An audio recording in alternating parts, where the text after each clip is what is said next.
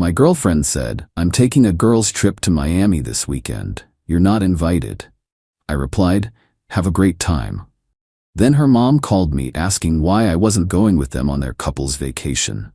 When I sent her mom the screenshots of her girls' trip group chat that included her ex, I, 31 male, was sitting on the couch last Thursday when my girlfriend Sophia, 29, dropped her announcement. We'd been together for 4 years, living together for 2. "So I'm taking a girls' trip to Miami this weekend," she said, not looking up from her phone. "Just me, Jenna, and Cassie. You're not invited, obviously." The way she said it, like I was some random dude trying to crash a party, caught me off guard. "This weekend? That's pretty sudden." She rolled her eyes.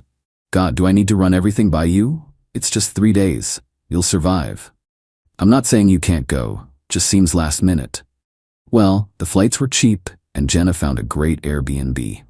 We leave tomorrow afternoon.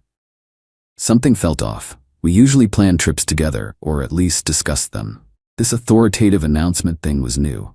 "All right, have a great time," I said. She seemed surprised I didn't push back more. "Really? You're not gonna sulk about it?" "Why would I? You want a girls' weekend, go have fun." Friday morning, she was packing like someone fleeing a crime scene. 2 huge suitcases for a 3-day trip. Lots of dresses, heels, makeup. Seemed excessive for hanging with the girls, but whatever. Dropped her at the airport. Quick peck goodbye. "Try not to burn the apartment down," she said. Hilarious. Got home, ordered Chinese, queued up some shows I'd been meaning to watch. Perfect bachelor weekend ahead. Then Saturday morning happened. My phone rang at 7 a.m. Sophia's mom, Diane. "Hi, sweetie. Just calling to check what time you two are landing. I've got the rental house all ready." My brain short-circuited. "Landing? What rental house?" Long pause. "The beach house I rented for the couple's weekend? Sophia said you were both flying down today to meet us." "Diane, Sophia told me she was on a girls' trip, said I wasn't invited." Another pause. Then, "Girls' trip? She told me you two were celebrating your anniversary early with us. I even invited her sister and brother-in-law. Cost me a fortune." My stomach dropped. "She's not with you?" "No, she said you were flying together today. What's going on?" "I honestly don't know. Let me figure this out and call you back." Hung up, opened Instagram. Sophia had posted stories from last night. Her, Jenna, and Cassie at some club. Looked normal enough. But then I noticed something in the background of one video. A guy's arm around Sophia's waist. Familiar watch, familiar tattoo. Diego, her ex from college, the one who randomly moved to Miami last year, and who she hadn't talked to in forever. I sat there for a minute, processing. Then I did something I'd never done before. Opened her laptop. She'd left it home, logged into everything, found the group chat, Miami girls trip. Except it wasn't just girls. "Can't wait. Brad's driving down separately, so we'll have a car. Cassie, Tom booked us a table at that rooftop place Saturday. Diego says the beach party Sunday is gonna be insane." Kept scrolling back. 3 weeks of planning. The girls' trip was Sophia, her 2 friends, their boyfriends, and Diego. 6 people. 3 couples, essentially. The best part? A message from 2 days ago. Sophia told Mike it's just us girls, lol. He bought it. Savage. What he doesn't know won't hurt him. Besides, Diego and I are just friends now. "Sure, Jan." I screenshot everything. Every message, every photo, every little detail about their plans. Then I called Diane back. Update 1. The conversation with Diane was illuminating. "So let me understand," she said, voice getting sharper with each word. "She told me you two were coming for a couple's weekend. Told you she was doing a girls' trip, and she's actually with her ex-boyfriend?" "That's the gist of it, yeah. I paid $3,000 for that beach house. Invited the whole family. Her cousin flew in from Seattle." "I'm sorry, Diane, I had no idea about any of this." "Oh, honey, you don't apologize. I raised her better than this. Send me those screenshots." I hesitated. "You sure you want to see them?" "Send them. Now." So I did. 5 minutes later, my phone rang again. "I'm handling this," Diane said. Her voice had gone from sharp to arctic. "Don't do anything yet. Let Mama work." Meanwhile, Sophia hadn't contacted me once. No texts, no calls, radio silence. Guess when you're having that much fun with your ex, you forget you have a boyfriend. Saturday afternoon, things started popping off. My phone buzzed. Sophia's sister, Elena, "What the hell is going on?" Mom just sent the family group chat screenshots of Sophia with her ex. Dad is losing it. He's canceling her credit cards. Then came the Instagram stories. Diane had posted the screenshots, all of them. Tagged Sophia, her friends, and this was brutal, Diego's current girlfriend, who apparently had no idea he was in Miami with his ex. The caption, "When your daughter lies to everyone, takes money for a family trip, and sneaks around with her ex while her boyfriend of 4 years sits at home. Raised you better than this, at Sophia Rose. Disappointment doesn't cover it." My phone started blowing up. Mutual friends, coworkers, everyone. The scandal was spreading like wildfire. Then finally, Sophia called. I let it ring twice before answering. "What did you do?" She was screaming. "Me? I didn't do anything. Your mom called asking about our couple's trip. You know, the one you told her we were taking? You went through my messages. You violated my privacy. You turned my mom against me. I told your mom the truth. That's all. This is insane. You've ruined my vacation." "Thought it was a girls' trip?" Silence. Then, "It is. Diego just happened to be here." "With his hands all over you? How convenient. We're friends." "God, you're so insecure." "Sophia, I saw the group chat, the one where you laughed about lying to me, where Cassie made that joke about you and Diego. Want me to read it back to you?" Click. She hung up. 20 minutes later, Diego's girlfriend, now ex-girlfriend, posted her own story. Screenshots of her confronting him, his admission that he'd been talking to Sophia for months, planning this trip specifically to see her. The dominoes were falling beautifully. But Sophia wasn't done.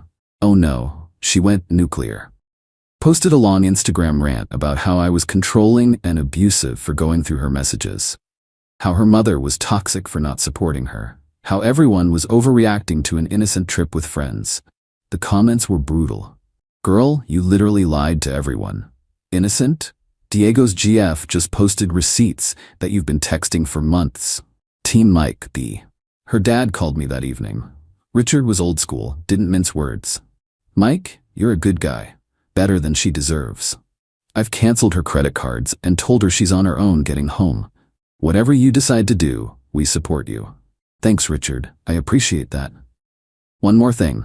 The apartment you two live in, that's yours, right? Your name on the lease?" "Yeah, just mine." "Good. Change the locks. Monday morning, first thing, I'll cover the cost." "You don't have to."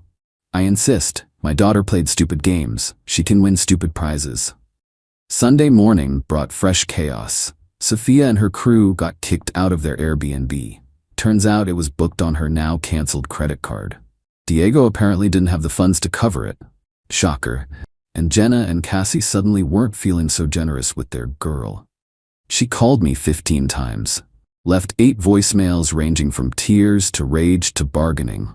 My favorite was the one where she accused me of orchestrating her credit cards being canceled, as if I had that power.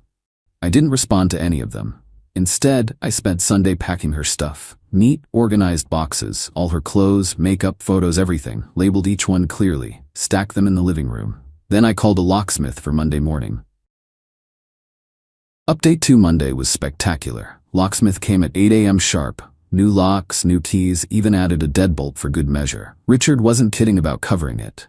He Venmo'd me $500 with the note, "For the locks and your trouble."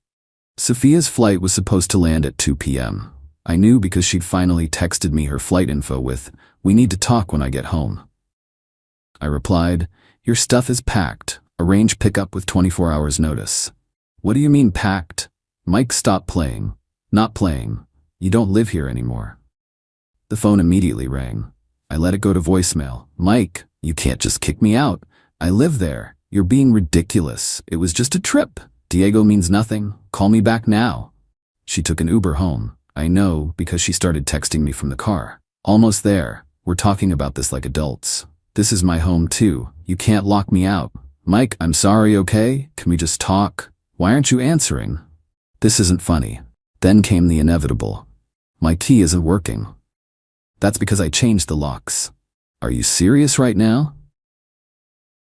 I looked out the peephole.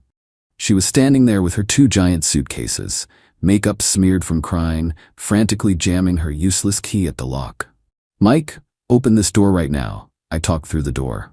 "Your stuff is packed. Text me when you want to pick it up. I'll leave it outside." "You can't do this. I have rights. You're not on the lease, Sophia. You have no rights here. Where am I supposed to go? Maybe Diego has room? Oh wait, his girlfriend kicked him out too. Awkward. She started pounding on the door.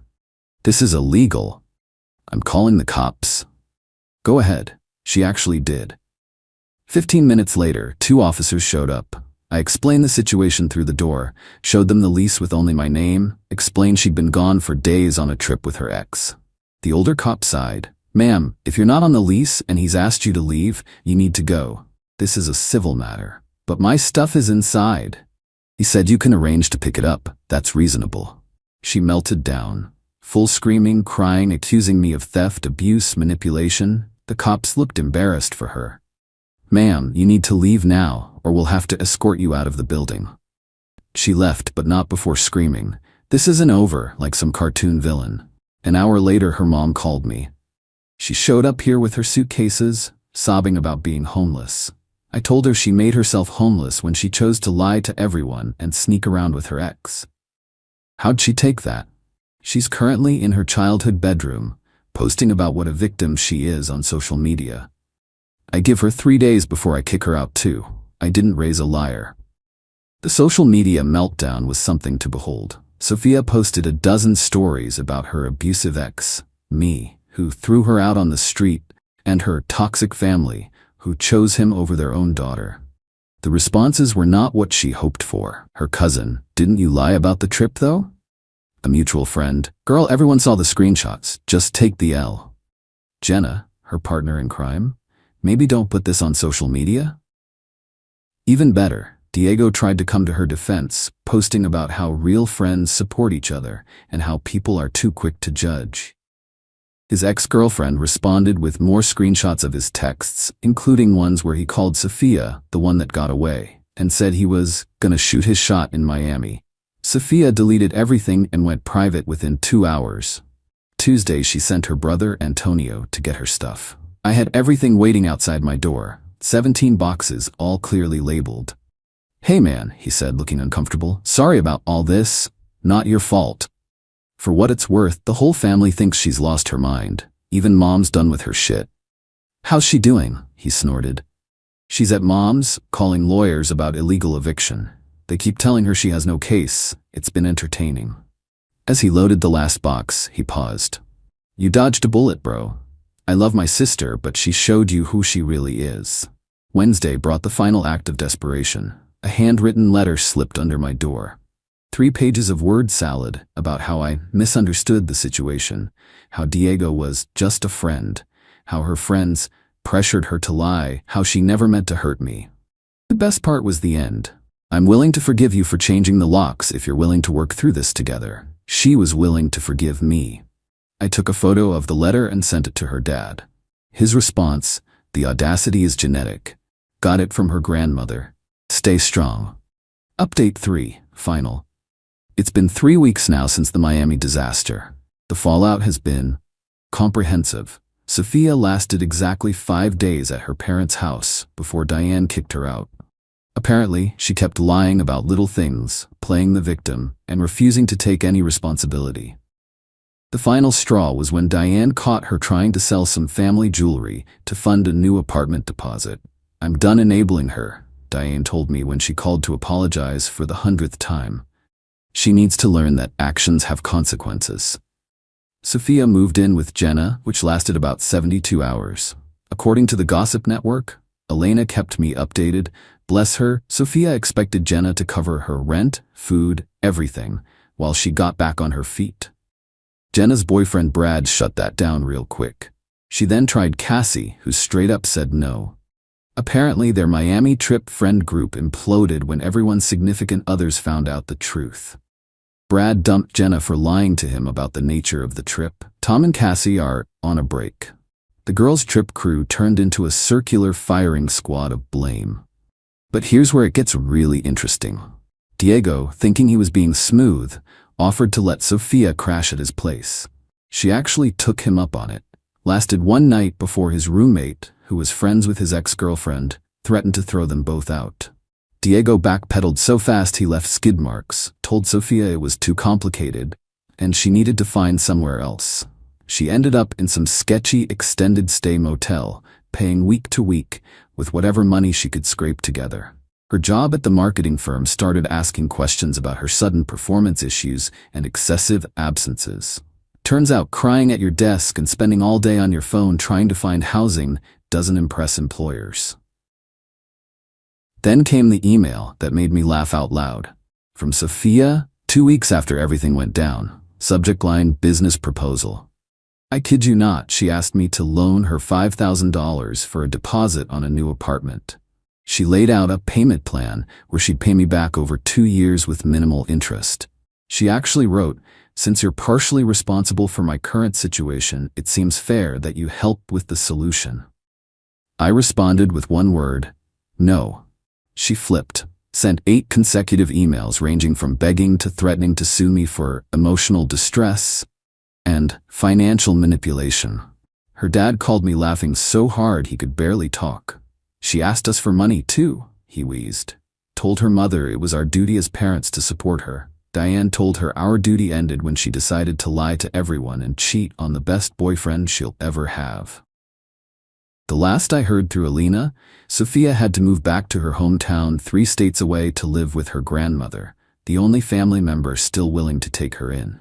Her Instagram bio went from marketing queen, living my best life in the city, to just a plant emoji. She posts maybe once a month now, usually some motivational quote about growth through adversity or learning to trust again. Diego completely ghosted her once she left the city. Blocked her on everything. He's already dating someone new, according to his social media. When Sophia found out, she sent me a drunk text at 2 a.m. I threw away everything for nothing. I didn't respond. The friend group never recovered. Jenna and Cassie don't talk anymore. Both blame each other for the Miami plan. Their entire social circle fractured. The group chat that started it all was deleted, but not before someone leaked everything to a local gossip blog. Sophia became a cautionary tale in our city's dating scene. Her family still checks in on me. Richard and Diane invited me for Thanksgiving. I politely declined but appreciated the gesture. Elena sends me memes about dodging bullets. Antonio and I actually became friends. We play basketball together on Thursdays. As for me, I'm good. Better than good, actually. The apartment feels like mine again. I redecorated, got rid of everything that reminded me of her. Started therapy to work through the trust issues, because lying for weeks and gaslighting someone does leave a mark. Met someone new last week at a bookstore. Her name's Valerie. We're taking it slow, but she seems genuine. When I told her the Miami story on our second coffee date, she nearly spit out her latte laughing. "Wait, she was willing to forgive you?" she gasped. The audacity. Yeah, that's what I thought too. Last week, I got one final text from a number I didn't recognize. It was Sophia, using someone's phone. "I know you'll probably delete this, but I wanted you to know I'm in therapy now, working on myself. I realize now what I lost. You deserved better. I'm sorry." I didn't respond, but I didn't delete it either. It sits there in my messages, a reminder that sometimes the best response to betrayal isn't revenge. Sometimes it's just stepping aside and letting people face the natural consequences of their choices. She wanted to lie to everyone and party with her ex in Miami? Cool. She got exactly that, and she lost everything else in the process. Her mom was right about one thing. Sophia played stupid games. She won exactly the prizes she earned. No more, no less. The lock stayed changed. My life moved forward. And somewhere, 3 states away, Sophia's learning that you can't lie your way through life without eventually running out of people willing to believe you. Funny how that works.